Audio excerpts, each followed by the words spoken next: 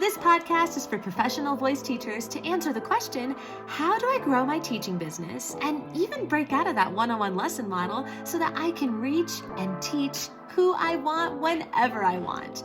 I'm your host, Allie Tyler, voice teacher of over a decade and marketing and business coach for fellow voice teachers. Welcome to the Voicepreneur Podcast.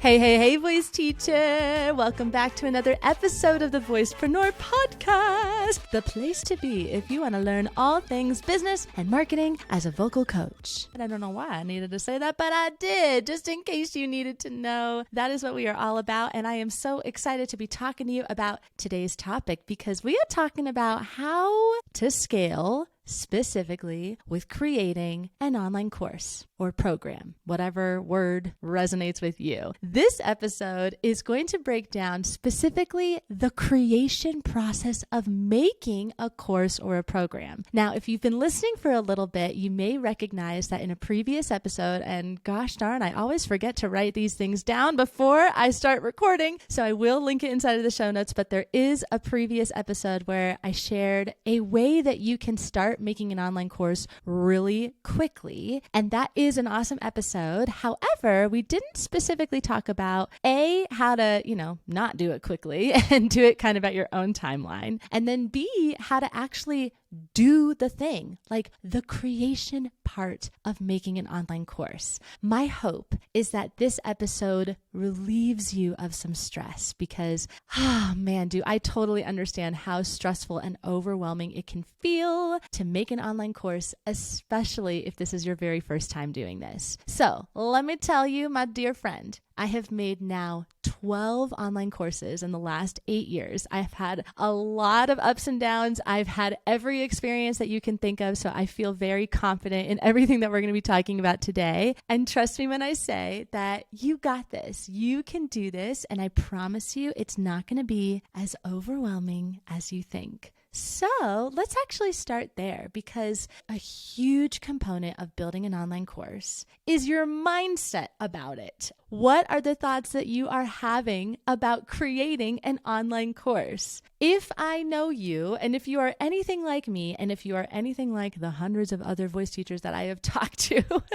then you probably feel like this course needs to be really freaking good. You are a good voice teacher. You want what you put out in the world to be valuable, to help people. You may have a little bit of perfectionism going on. You may even have a little bit of imposter syndrome wrapped up in there as well. And those things are totally normal, completely something that we all feel. And they can also feel really confusing and difficult as a business owner. And don't worry, we're going to be talking so much more about that in future episodes. But I do want to talk about that now because this is one of those experiences where building an online course is a commitment as a business owner that says, I'm freaking doing the thing. And that is exciting and it can feel really nerve-wracking and it can feel all the feelings. I totally get it. I have been there many, many times. And it's so funny and weird, and I guess not funny and weird now that I'm thinking about it, but it kind of feels funny and weird, is that even though I've built 12 courses, and yes, it has gotten easier with time, I am always feeling freaking terrified. Every single time I promote it, every time I put it together, every time that idea becomes like, oh crap, I'm doing this. This is happening. When there's that moment when I actually know that I have to make this idea come to life, it's terrifying.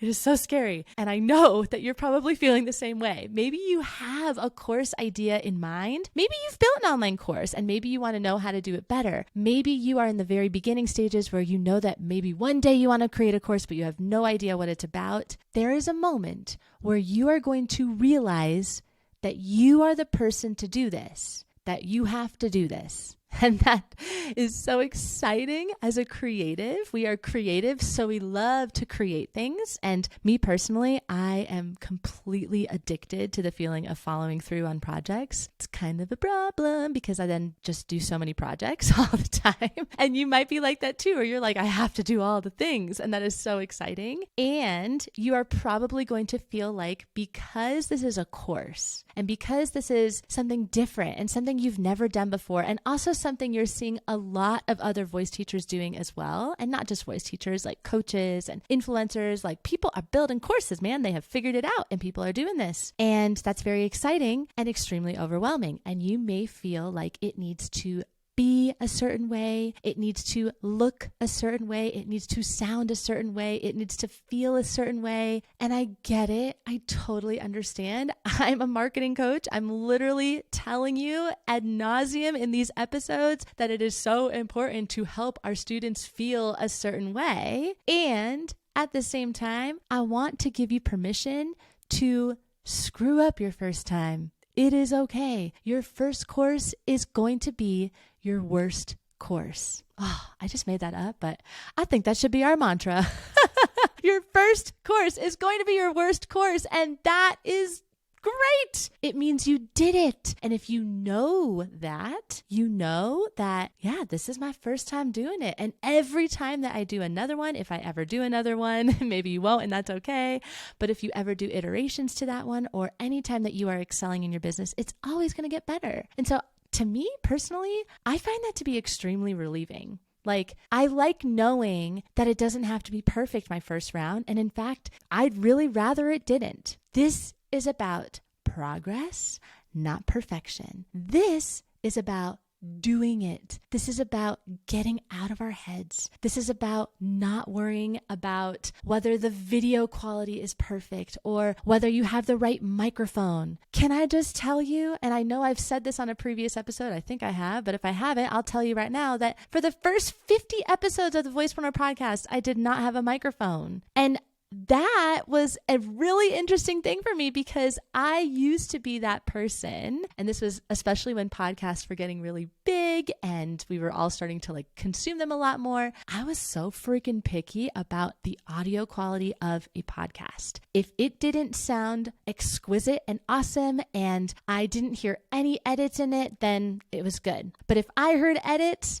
and the quality wasn't good, then I was not interested and I often would not listen to the podcast. That has completely changed ever since Reels came about because now the style of video and the style of podcasting and the style of editing is completely different. And what's so nice about this is it's so much more real. It doesn't have to be perfect. And this includes courses. I once took a course from a woman who was recording the video and there was a thunderstorm happening and her dogs were barking and she had to get this video out. So she literally said in the lesson, like, hey, real life is happening right now, but the quality of what I'm talking about is what matters. We prioritize the quality of the content more than we do the quality of the production. This is so true. I mean, think about movies, right? You can have like a low production film, but if it's a good story and they are good actors and everything, you know, like you're drawn to it, everything about it is so great, then the production quality doesn't matter. In fact, it probably even enhances it a little bit. So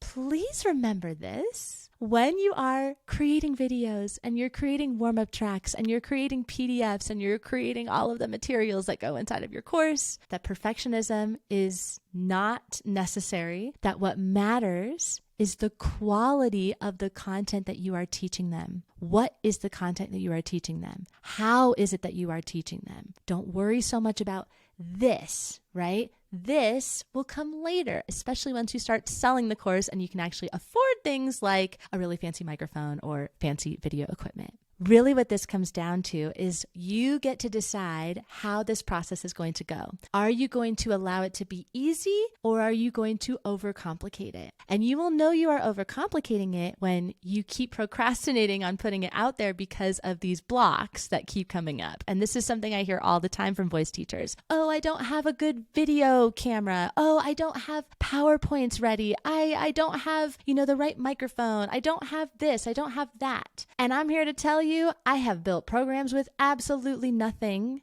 And all that mattered was what I was teaching them and how I taught it. I am still to this day making money and passive income from singing courses that I made 3-4 years ago. That OMG, when I look at those videos, I'm like, oh my gosh, this is hard to watch. Like the quality is such crap in the production, but the content is really good and it's still something that I believe in and they're still selling. So that's what matters here, is that you are teaching the things in the way that they are meant to be taught for that student, which leads perfectly into really the bulk of what I want to talk about today, which are 3 considerations when it comes to building out your online course. So now that we have overcome our perfectionism and we are ready to make the damn thing, number 1 is actually deciding what your course is all about and what that experience is for your student and what the results are that you are promising them. So really, all you need to know is, what is your curriculum? What is your outline? What are the lessons or modules or main bullet points that you want to teach them inside of your course? And inside of the Voicepreneur program, which is the program that you've probably heard me talk about, and if not, this is the program that I run for voice teachers that teaches voice teachers how to actually build out their online courses and memberships and all kinds of things, literally anything that you want to. This is actually something that we talk so much about. It's something that I call your method map. And we're not going to talk about it inside of this podcast because this is one of the biggest, bulkiest things inside of the program. You can come and join us inside of there if you want to learn how to do this. It's something that the voice teachers, once they do it, they're like, oh my God, this clicks. It makes sense. I know exactly how to teach this. I know what my course is all about. And you can repeat it for anything that you ever want to offer. It's pretty cool. So essentially what a method map is it's an outline. It is just your outline of what your course is all about. And when you have an outline, then you can go to your calendar and you can actually put your outline to the calendar, which is going to be the second consideration. So really the second consideration, actually, when it comes down to it, is whether or not you are going to do your course live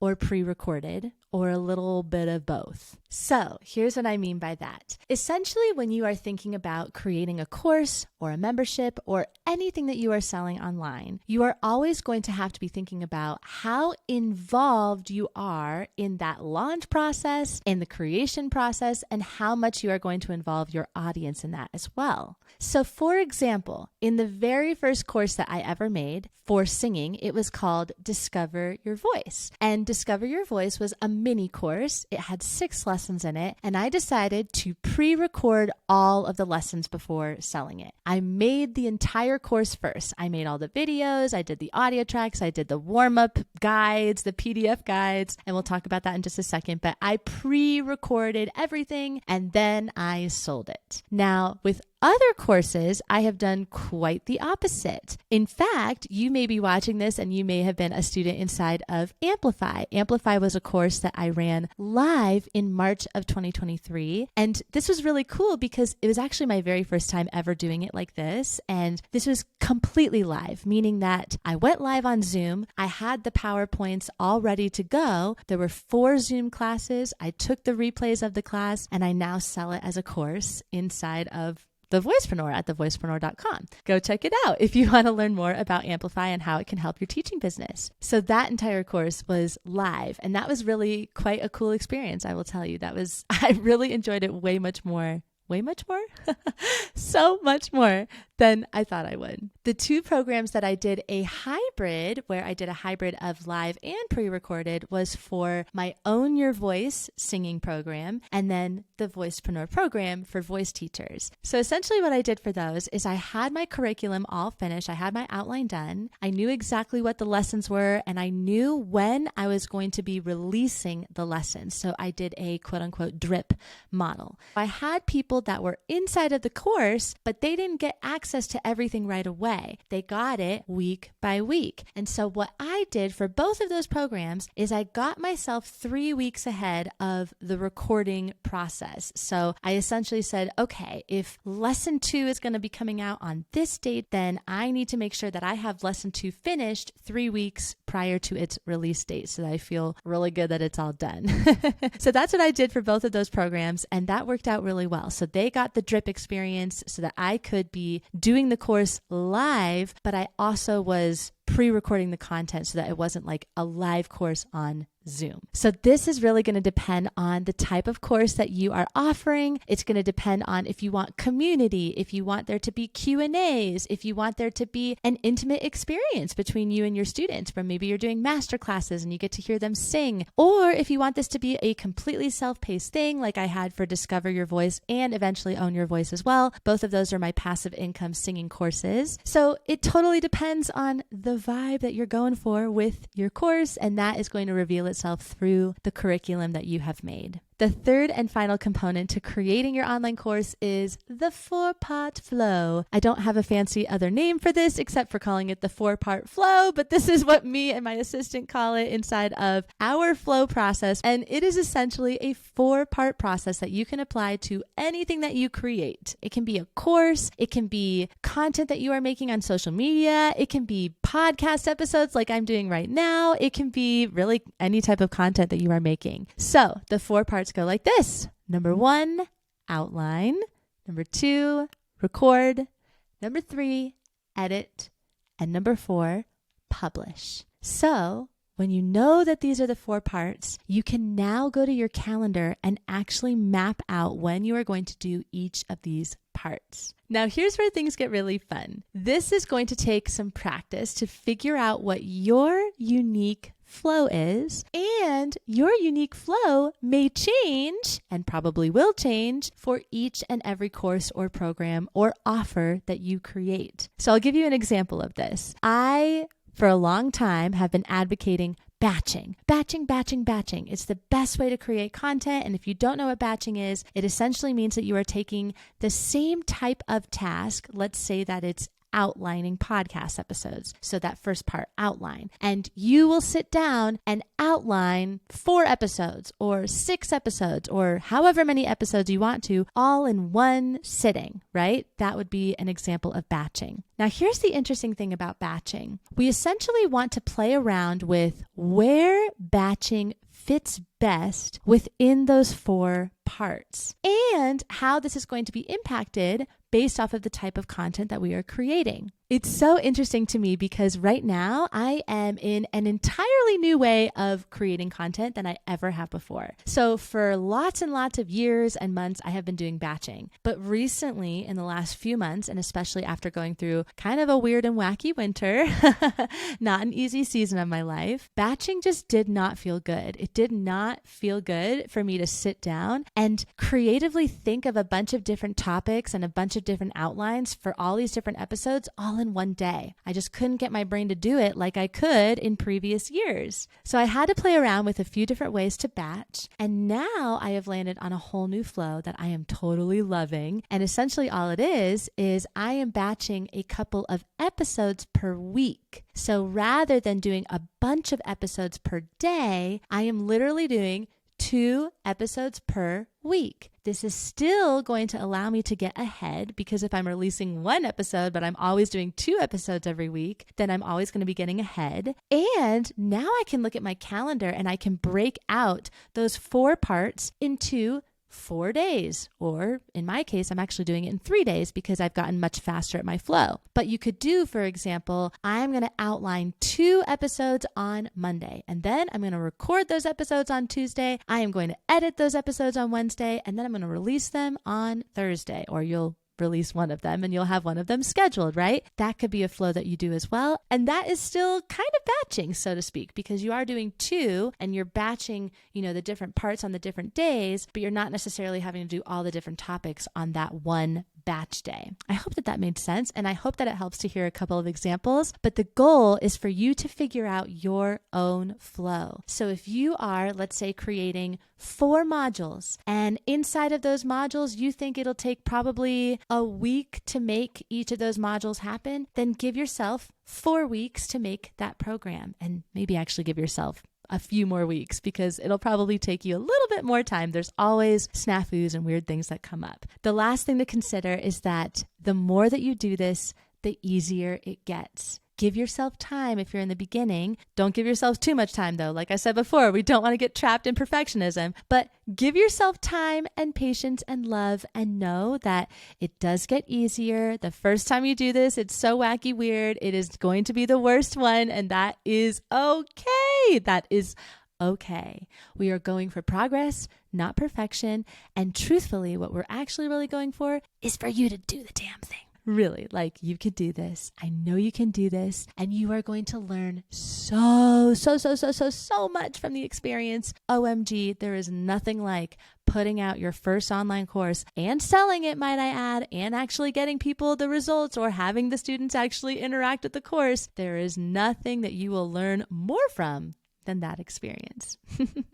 I'm so excited to hear how this goes for you. And as I said before, if you want some support all about how to do this, come and join us inside of the Voicepreneur program. You will walk through a step-by-step process on how to build and create your offer, how to actually sell it, how to market it, how to continually sell it. Literally every single step is in there. And I am here to support you as well as the incredible community that is inside of the program. So check out the show notes if you are interested, or you can go to thevoicepreneur.com/program to learn all about how to join us. If you want to stay connected, come and find me over on Instagram at thevoicepreneur. And thank you so much as always for tuning in to another episode. I can't wait to hear how your course creation goes, and let me know if you are in the middle of doing it, if you're gonna do it, if you have a launch date, if this episode resonated with you in any way. I would love to hear about what you're working on behind the scenes in your teaching business. Have a wonderful rest of your week, and I will catch you in the next episode.